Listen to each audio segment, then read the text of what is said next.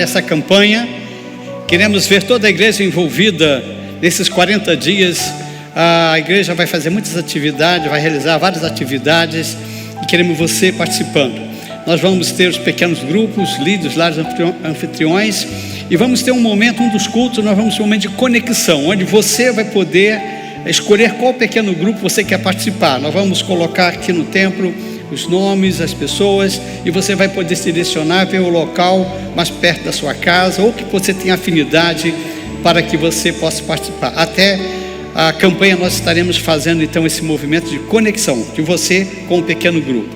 A campanha começa dia 7 de setembro, e no dia 23 e 24 o autor do livro vai estar conosco fazendo a série de conferência. E aproveitando inclusive essa série de conferência, nós vamos então inaugurar com nossos telões. Nós estamos em processo de aquisição de telões para melhorar a imagem, quem está lá atrás possa nos ver, a filmagem facilitar.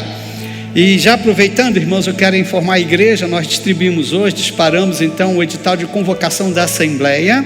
No próximo domingo, após este culto, o horário deste culto, nós vamos realizar uma Assembleia extraordinária para que a igreja possa aprovar ou não, mas espero que sim, a aquisição então dos telões, por volta de R$250 mil. Nós vamos mudar o nosso sistema de som. Vocês já devem ter percebido que quem está aqui na frente, vocês ouvem de uma maneira, quem está ali no meio de outro, lá atrás é outro. Nós temos essa tecnologia fantástica de som diferente no mesmo auditório. Então quem está aqui na frente sofre com um barulhão, aí vai diminuindo. E nós queremos equalizar o nosso sistema de som, estamos adquirindo um novo sistema de som, custando aí por volta de R$180 mil. Então nós teremos essa pauta e outras que nós colocamos no edital de convocação. Então esperamos que você possa participar e queremos fazer a inauguração desses equipamentos no dia 23 e 24 de agosto. Espero que os irmãos orem por isso. Bom, irmãos, já pensando nesta campanha, nesses 40 dias intencionais, eu quero trazer uma mensagem hoje que fundamenta um pouco sobre o porquê desta campanha. E o tema que eu trago para essa mensagem, mais que salvos, são discípulos que formam discípulos. O cristão é isso, é uma pessoa mais do que salva, é uma pessoa que forma discípulo. E pensando nisso, eu quero voltar lá no livro de Gênesis. No livro de Gênesis, nós temos então o livro de Gênesis, o livro do início, o começo de todas as coisas. E nós vemos lá quando Deus então criou o homem, iniciou então tudo. E a criação do homem, Deus ali coloca 3 propósitos para o ser humano. Por que ele criou o ser humano? Primeiro, ele criou o ser humano para se relacionar com ele. Por isso que a Bíblia diz que nós somos feitos o quê? A imagem e semelhança. Veja que os outros animais da criação não têm essa característica de ser a imagem e semelhança de Deus. Nós sim, porque Deus quer que nós nos relacionemos com Ele. Então nós fomos criados para nos relacionar com Deus.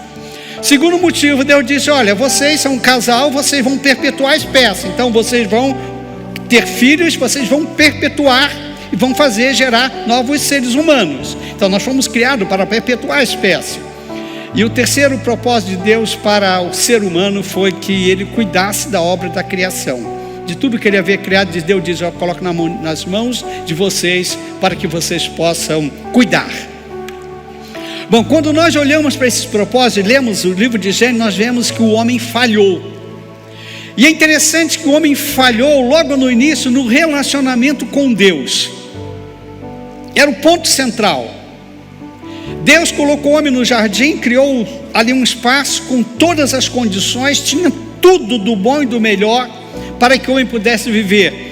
Mas lembre-se que o mal já existia, Satanás já existia. Satanás, o mal não é uma criação do ser humano, já existia. E Deus então impôs alguns limites aos seres humanos. Fala: vocês tenham cuidado. E nós sabemos que no quesito relacionar-se com Deus, o homem falhou.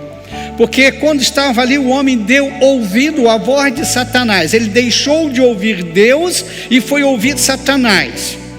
Ou seja, Satanás ocupou a mente dele e foi direcionando o homem, e o pecado entrou no mundo.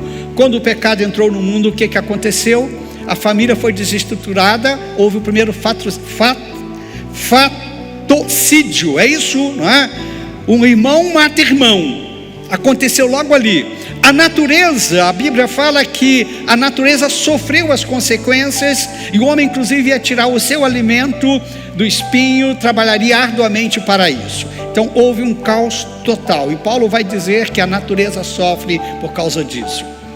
Veja que logo no início, quando Deus nos criou, Ele nos deu uma missão. Ele diz: eu quero parceria com vocês, vocês não estão aí só para ficar à toa, nós vamos trabalhar juntos. E o homem falha nessa missão de parceria com Deus. E nesse momento, então, Deus providencia a vinda de Deus Filho, de Jesus Cristo. Diz: olha, o homem foi expulso da presença de Deus, porque o pecado entrou, e a Bíblia fala que o pecado separa o homem de Deus.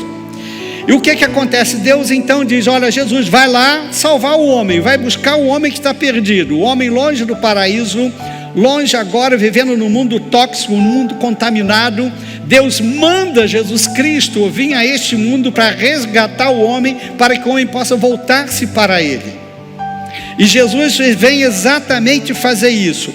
E quando Jesus vem mais uma vez, Ele busca parceria com o ser humano. Veja que Deus é um ser social, tem a Trindade Santa, tem os anjos. Deus é um ser relacional, e aqui também Ele faz isso.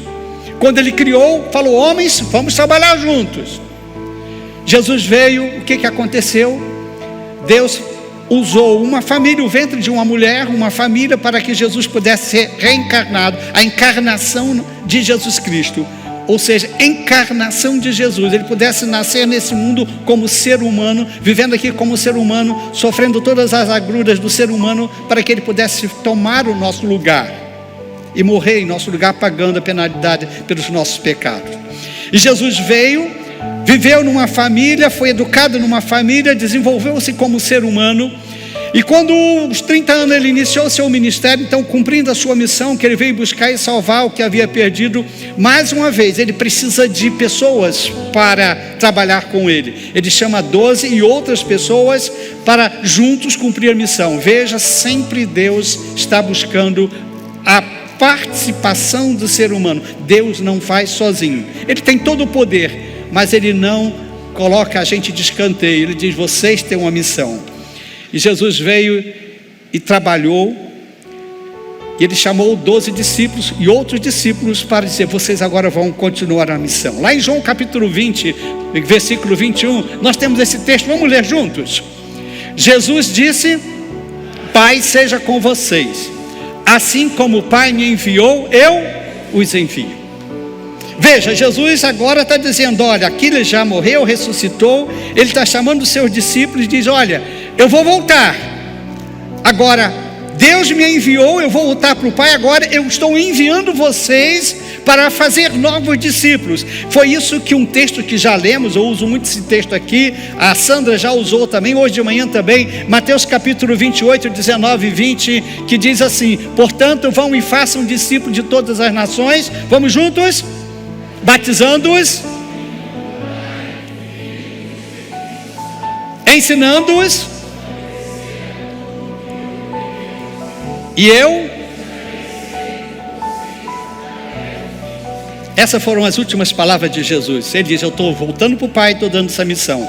E aqui o texto o foco está: façam discípulos.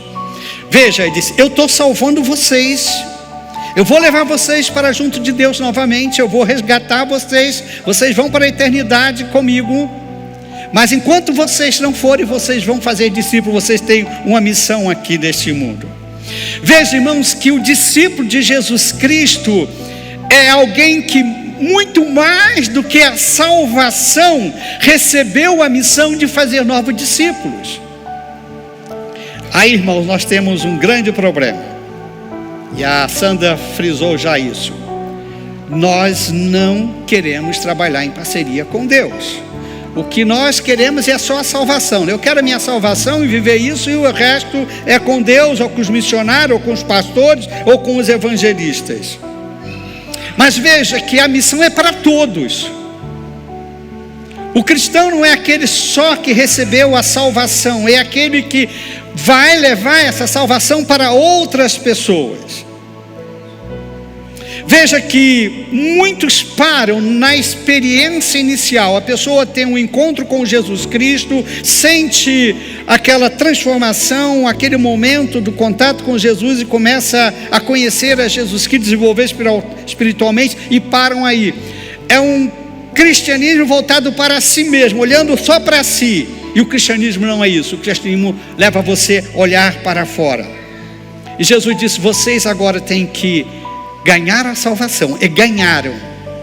Nós não conquistamos a salvação. A salvação é um presente de Deus. Eu não faço nada para ganhar a salvação,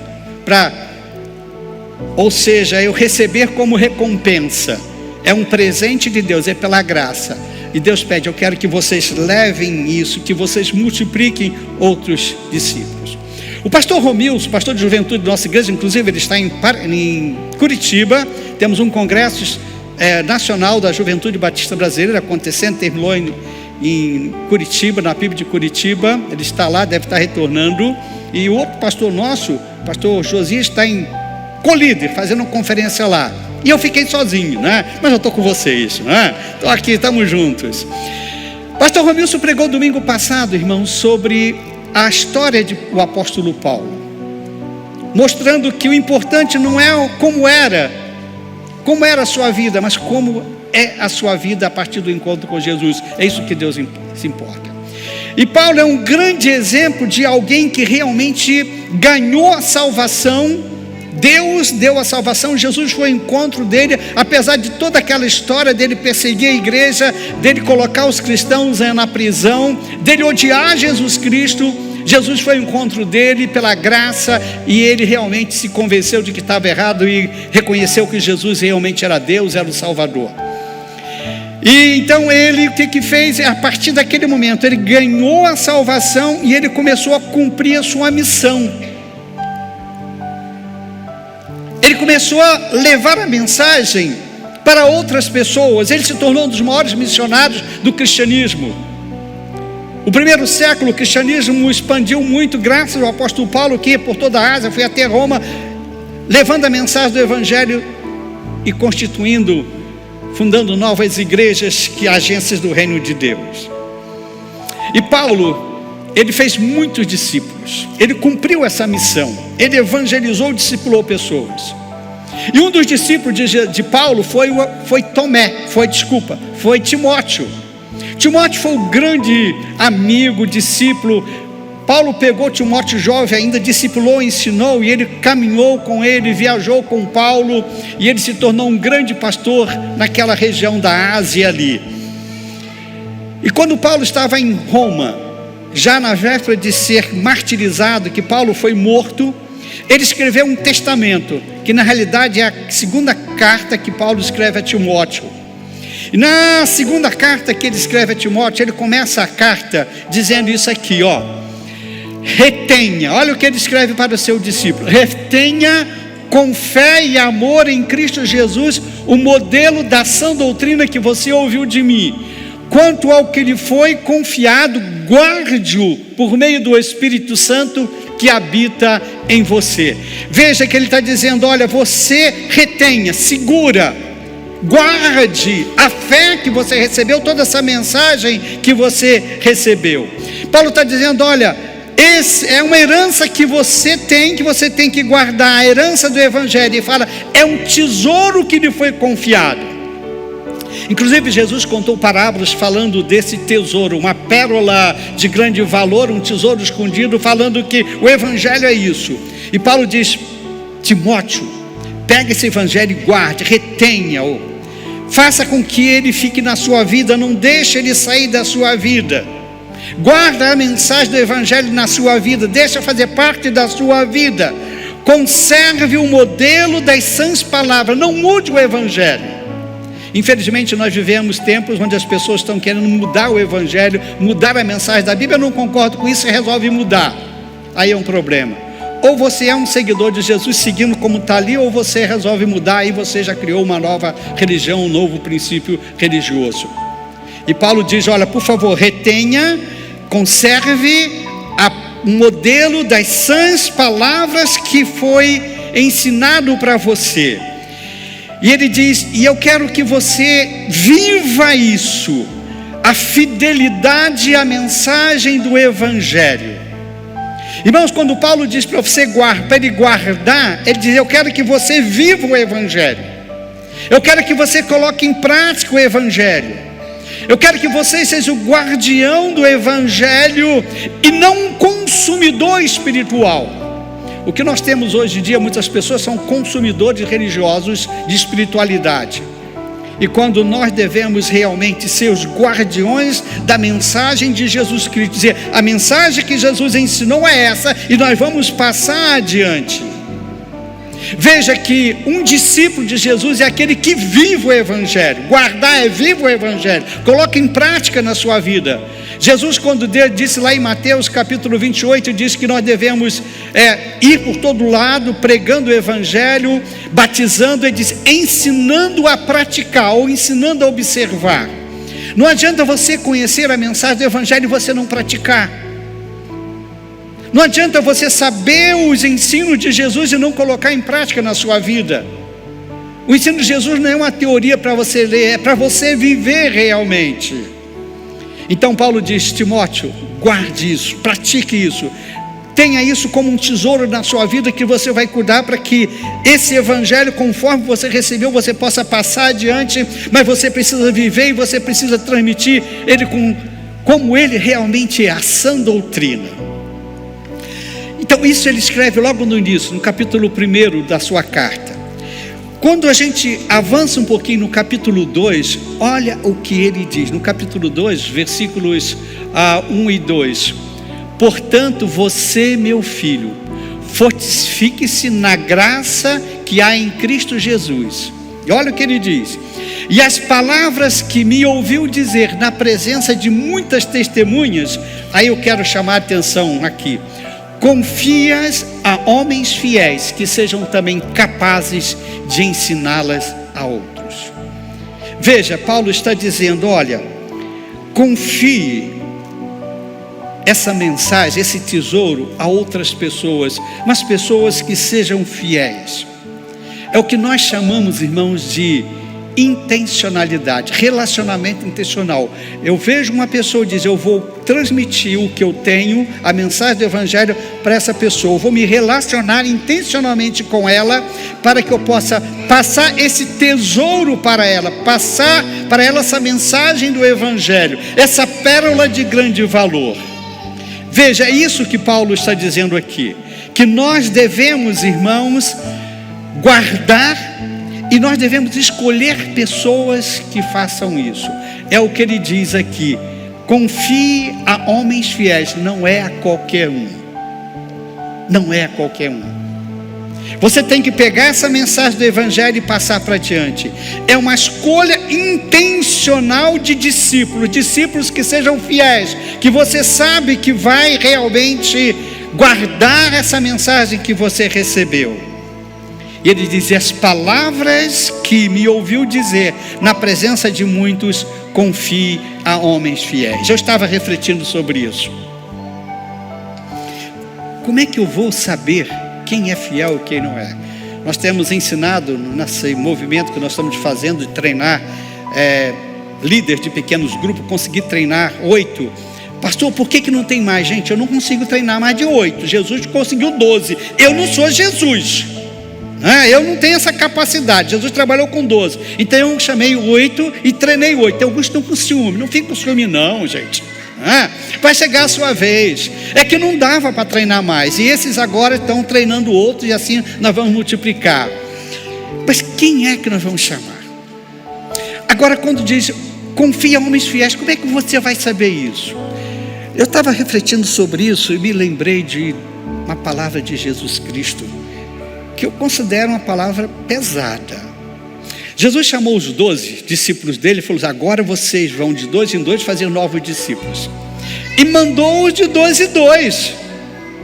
Mas antes de ir, ele deixou algumas instruções para ele.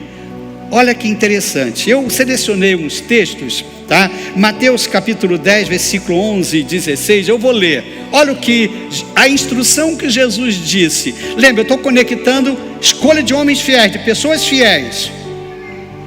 Olha o que Jesus disse: na cidade ou povoado em que vocês entrarem, Jesus orientando-os, procurem alguém digno de recebê-los. Olha só, alguém digno de recebê-los, e fiquem em sua casa até partirem.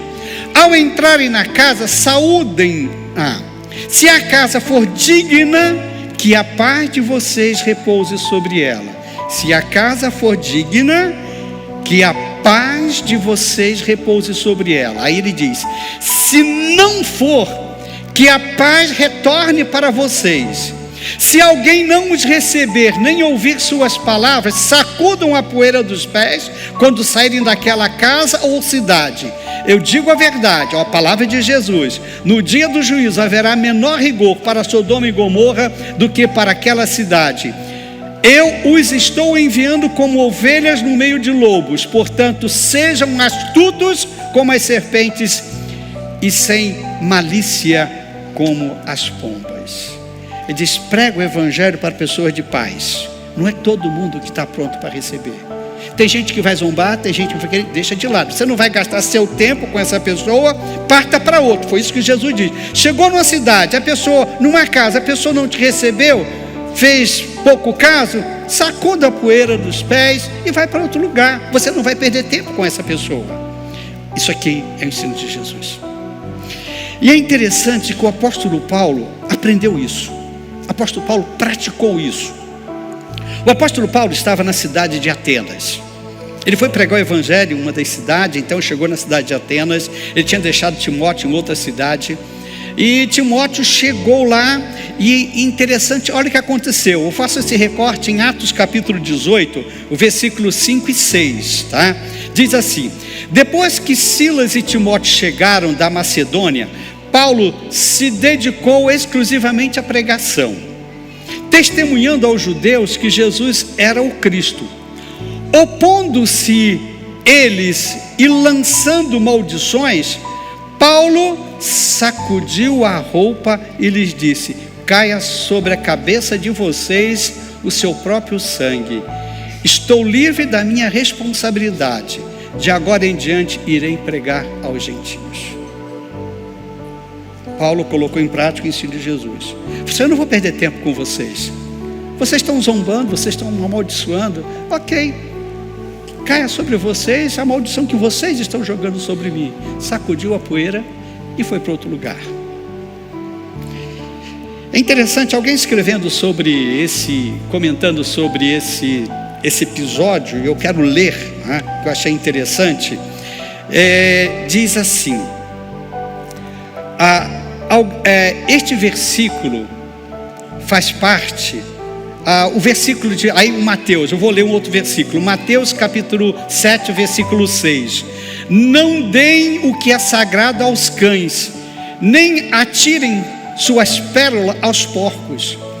Caso contrário, estes as pisarão, e aqueles voltando-se contra vocês os despedaçarão.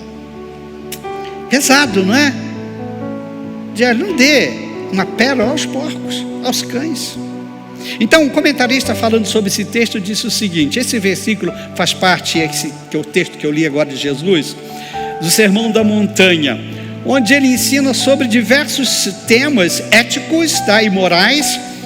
E embora essa linguagem, o autor dizendo aqui, pareça ser uma linguagem dura à primeira vista, o significado principal desse texto de Mateus 7,6 é sobre discernimento e boa gestão das coisas valiosas, sejam elas espirituais, morais ou até mesmo materiais.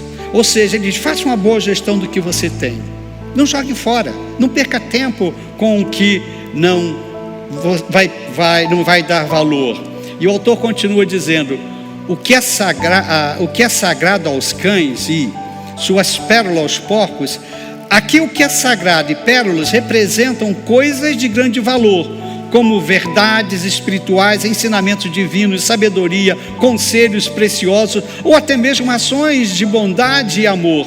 Os cães e os porcos são metáforas para pessoas que não têm apreço por essas coisas, que são hostis, desdenhosas, os que simplesmente não estão prontos ou dispostos a receber e valorizar o que lhes é oferecido. Isso aqui Jesus ensinando. E eu não vou desenvolver esse tema, mas Jesus um dia falando sobre levar a mensagem dele, é uma semeadura, semear a palavra dele, um dia ela vai crescer. Ele diz, muitas vezes o terreno não está preparado, o coração daquela pessoa ainda está duro, a semente o diabo vai tirar.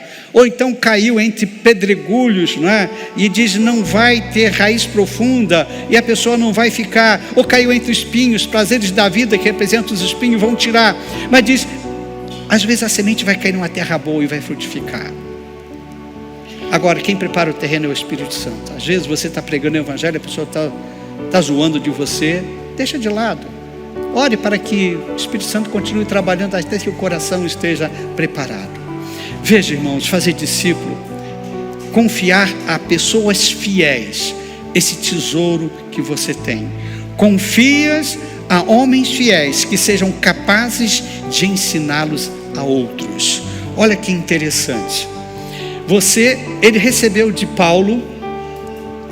Paulo passou então para Timóteo.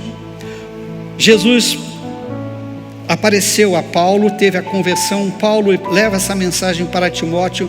Ele diz, Timóteo, confia a homens fiéis que possam ensinar a outros. 4 gerações. Vocês veem aqui que nós temos Paulo, nós temos Timóteo, homens fiéis que vão ensinar a outros. Veja, irmãos, que o Evangelho não é só salvação. Você tem uma missão. Você tem uma missão. Mais do que salvos, são discípulos que formam discípulos. É isso que deve caracterizar um cristão. Eu não sei quantos discípulos você já fez. Quantas pessoas você não só pregou o Evangelho, mas ensinou as verdades do Evangelho através da sua vida. Veja que a salvação é o ponto de partida. A salvação é o ponto de partida.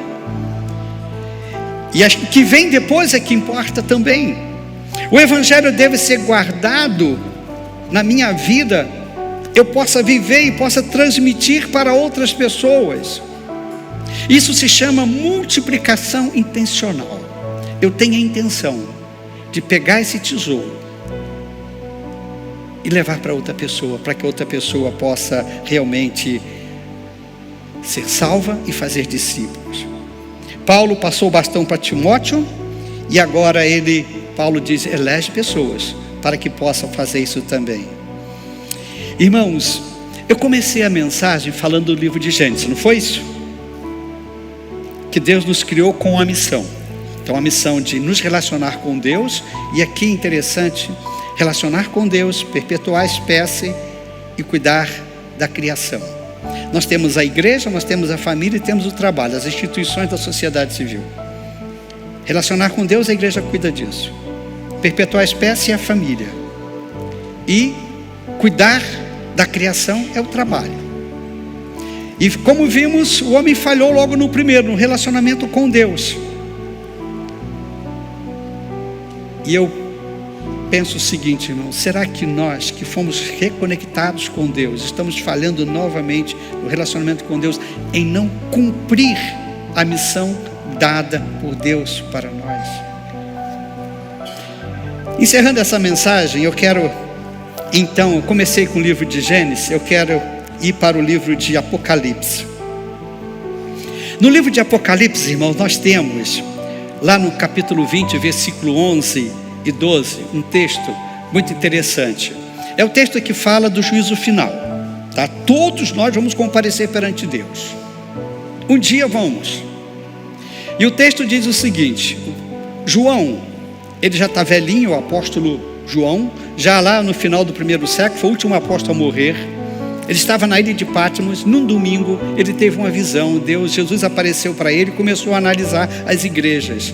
E começou a contar das coisas que iriam acontecer. E ele fala do juízo final. E nessa visão diz que assim, depois vi um grande trono branco, e aquele que nele estava assentado. A terra e o céu fugiram de sua presença, e não se encontrou lugar para eles. Vi também os mortos, grandes e pequenos, em pé diante do trono, e livros foram abertos. Outro livro foi aberto, o livro da vida. Os mortos foram julgados de acordo com o que tinham feito, segundo o que estava registrado no livro. Veja, João diz que no juízo final, nós vamos ter, ele usa a linguagem figurada. Eu acho que hoje ele não usaria livro, né? O que está na nuvem, né? No computador na nuvem, não é isso? Está lá na nuvem. Mas ele usa a linguagem do livro, diz que tem um livro da vida. Quando você nasce, você é colocado no livro da vida. Quando chega a idade de razão, você escolher Deus, se você não escolhe Deus, seu nome é riscado do livro da vida. Quando você aceita Jesus Cristo como Senhor e Salvador, seu nome é colocado novamente no livro da vida. Quando você morrer diante de Deus, Deus vai dizer, olha aqui, seu nome está no livro da vida.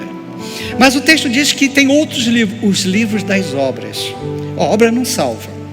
Obra, Jesus disse, ajuntai o quê? Tesouros nos céus. É o galardão, é o que você faz. E diz então, você está salvo, legal, agora vem cá, vamos ver o que a recompensa que eu vou dar para você, vamos ver o que você fez. Eu fiz você assim com essa missão, você fez, não, eu fiz outra coisa. Opa, peraí, eu não fiz você para isso, você não cumpriu a sua missão, você fez a missão de outro. Mas uma das coisas que eu tenho certeza, e a Bíblia nos dá base para dizer isso, é que as almas que nós levarmos aos pés de Jesus Cristo vai contar isso ali. E quando você chegar no céu, quantas pessoas estarão lá e vão abraçar você e dizer muito obrigado, porque você falou de Jesus para mim e eu estou aqui no céu. Quantos amigos que você tem, familiares que convivem com você, se morrerem vão para o inferno, a Bíblia diz isso. E chegar lá, puxa, ele conviveu comigo e não falou de Jesus para mim. E Jesus vai dizer, vem cá, meu, olha só, quantos estão no inferno porque você não falou de Jesus? Você está salvo. E aí? Veja, irmãos, fazer discípulo é a missão que Jesus nos deu. Nós não podemos falhar com essa missão. Essa campanha que nós vamos iniciar, ela vai nos ajudar você a intencionalmente desenvolver relacionamentos para falar de Jesus Cristo, para que você possa cumprir a missão, para que você não falhe. Mas lembre, você primeiro precisa ter a salvação, tá? Primeiro você precisa ter Jesus, aceitar Jesus. Você não vai dar o que você não tem. Você não vai falar de Jesus se você não acredita, se você não tem Jesus como seu Salvador. Vamos baixar a cabeça? Eu queria perguntar a você, você já entregou sua vida a Jesus? Jesus, eu sei quem é o Senhor, eu leio sobre o Senhor, conheço alguns ensinos, mas eu nunca entreguei minha vida. Eu quero praticar o que o Senhor ensinou, eu quero ser um discípulo do Senhor. Você precisa entregar sua vida a Jesus. Ore ao Senhor. Eu fiz um propósito, nunca terminar um culto sem antes fazer um apelo para você aceitar Jesus. Eu estou fazendo agora. A igreja está orando por você. Quem sabe você ainda não entregou sua vida a Jesus. Entregue agora, fala, Senhor Jesus, eu recebo o Senhor como meu Salvador. Eu estou declarando, você precisa fazer, a escolha é sua, não é automático. Você precisa declarar para Deus isso. Eu aceito o sacrifício de Jesus no meu lugar. Eu aceito como meu Salvador. Faça essa oração de entrega. E eu quero orar por você, inclusive.